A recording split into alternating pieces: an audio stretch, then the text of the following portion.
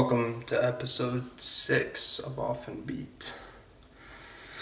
I am your host, Clint, and as you can tell, my skin is clear. Tough acting for proactive. I think that's what the kids were called it back in 2002. Thanks, John Madden.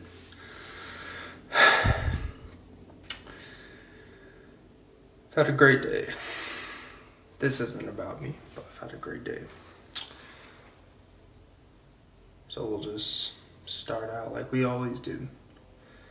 And as a reminder, I am not responsible for anything I say or should be held accountable for anything I do or say at any time in life. Why are hurricanes considered team players? I'll repeat that. Why are hurricanes considered team players? Because no matter what, they always got you covered, and there's no I in team.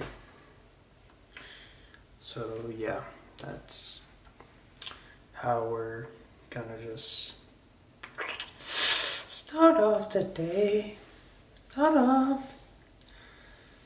Sorry, my voice isn't where it needs to be. I can't do my high pitched noises. My breathing is pretty substandard, even for my standards, which are pretty low or middle of the road standards. So, a little story time. Today was a humbling day for your boy. A very back to reality moment today. Because you know what? Sometimes you start feeling yourself. Today started off like any great Monday, and the world should start out. You wake up, and the first thing that comes to your head, it's Mo Monday. $5.99 burritos at Mo's. So you know what I did? Plan my day around. Get up a little bit earlier way before work. Like 3 or 4 hours. Brush my teeth. Take a shit.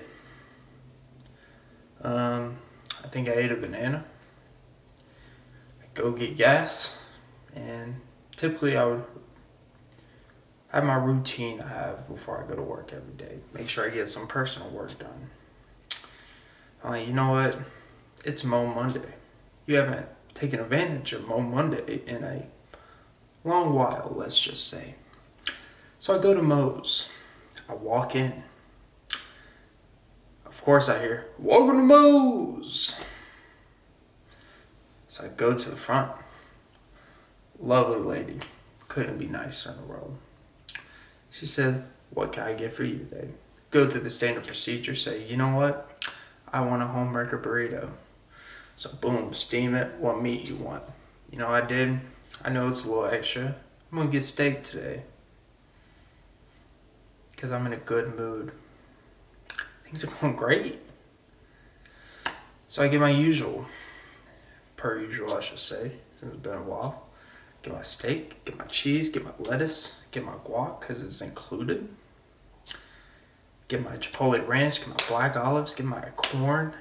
Even get some onions on it, get my black olives. So I haven't mentioned that. Did I mention black olives?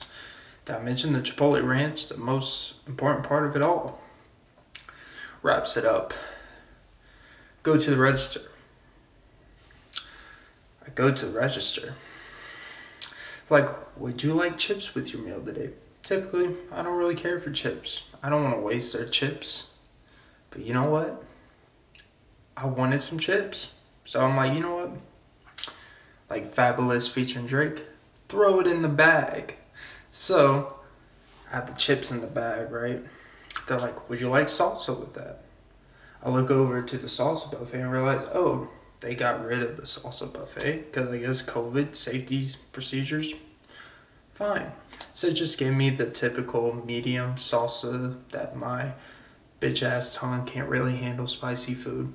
So give me the weakest hot sauce you got. They're like, gotcha. So you know what I did? I have my chips, got my burrito, got my sauce in the bag.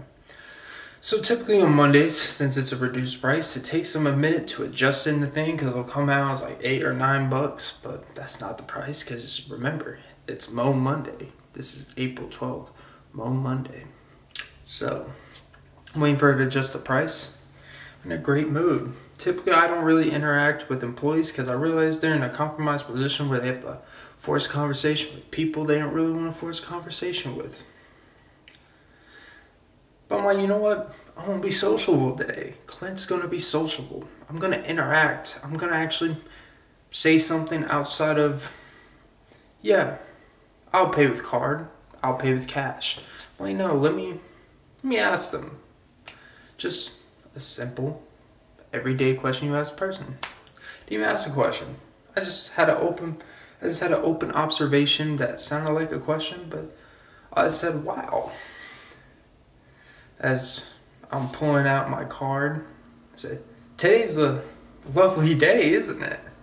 And I even smile like this. And this is exactly what she does. Before she even utters a sound, a mummer, she starts putting her hands like this. She's like, can we wrap this up? I was taken back. I was like, oh.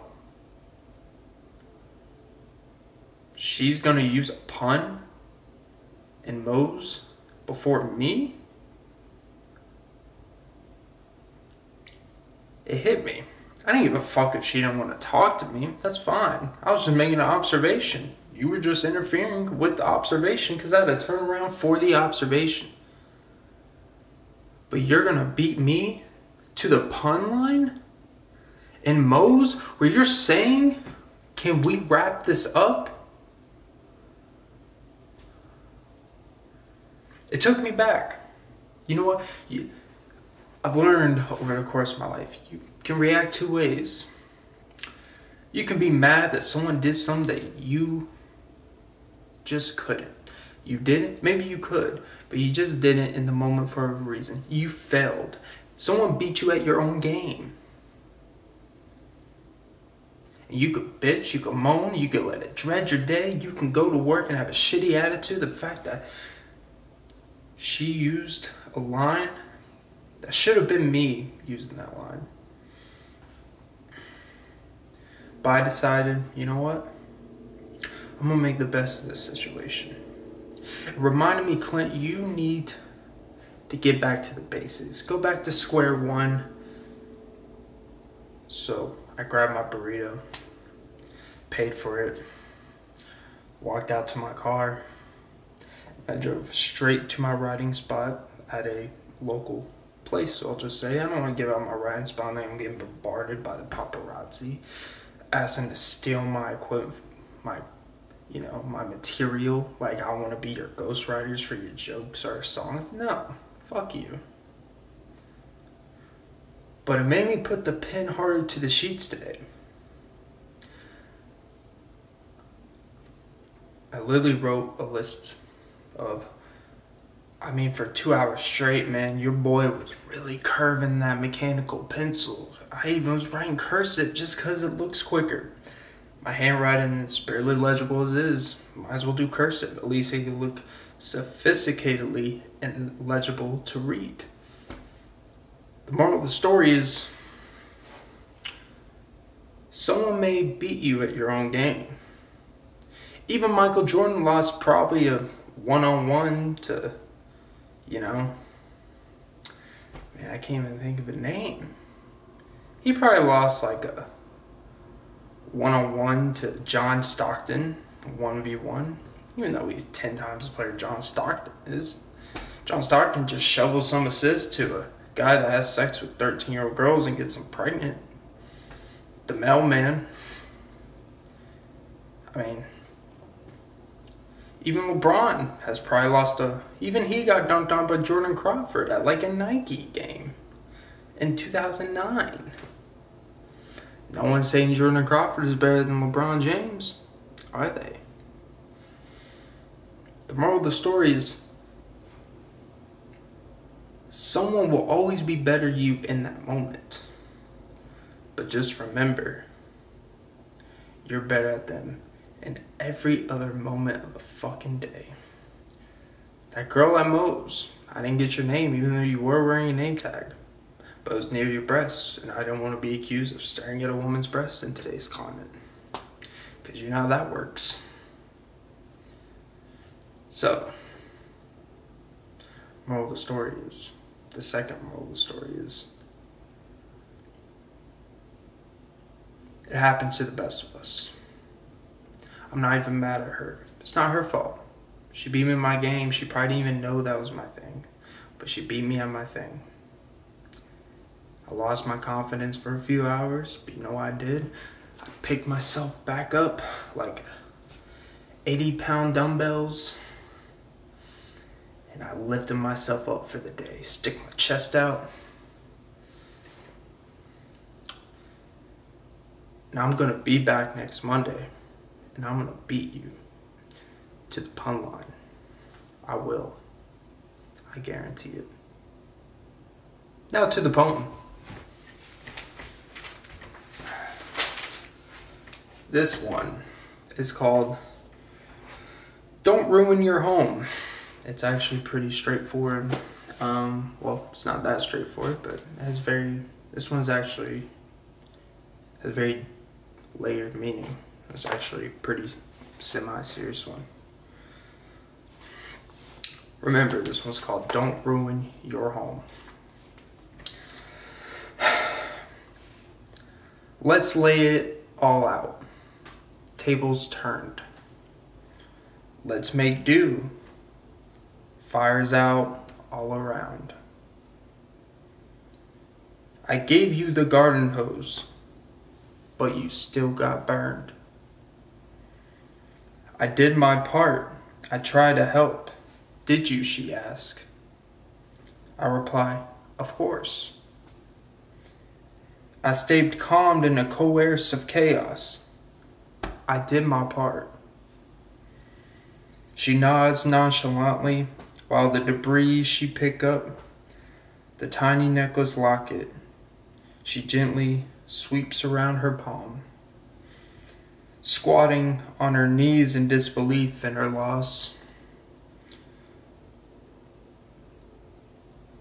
Everything will be alright, as I reserved my quota lines. Raising up to a standstill. Fires reignite to full-fledged.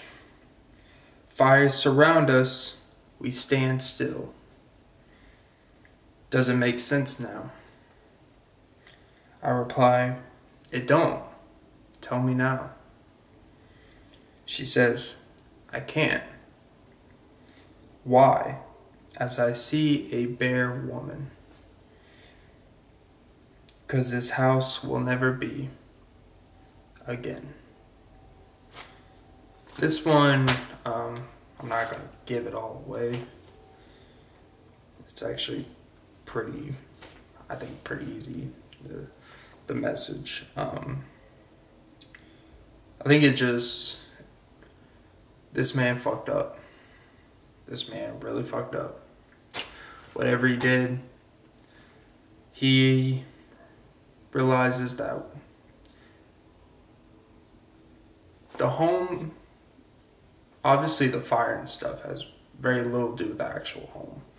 It's not literal fire. It's a fire situation he created, and not in the positive light. This is fire.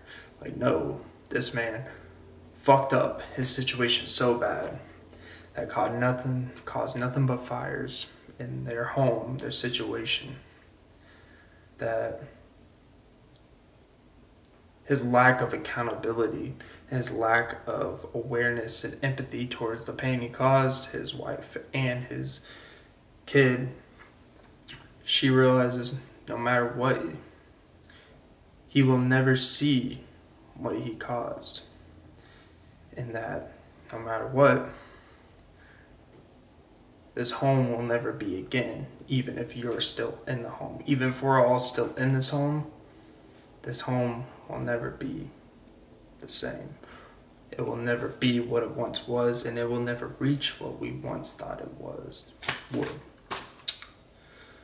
So yeah, that's episode 6 of Beaten Off. Sorry to go off on a pretty damn sad, depressing note. Moral stories. Take care of your fucking homes. You're paying a lot of money for it. Probably haven't paid it off. Maybe take care of it. And remember, wash your nutsack.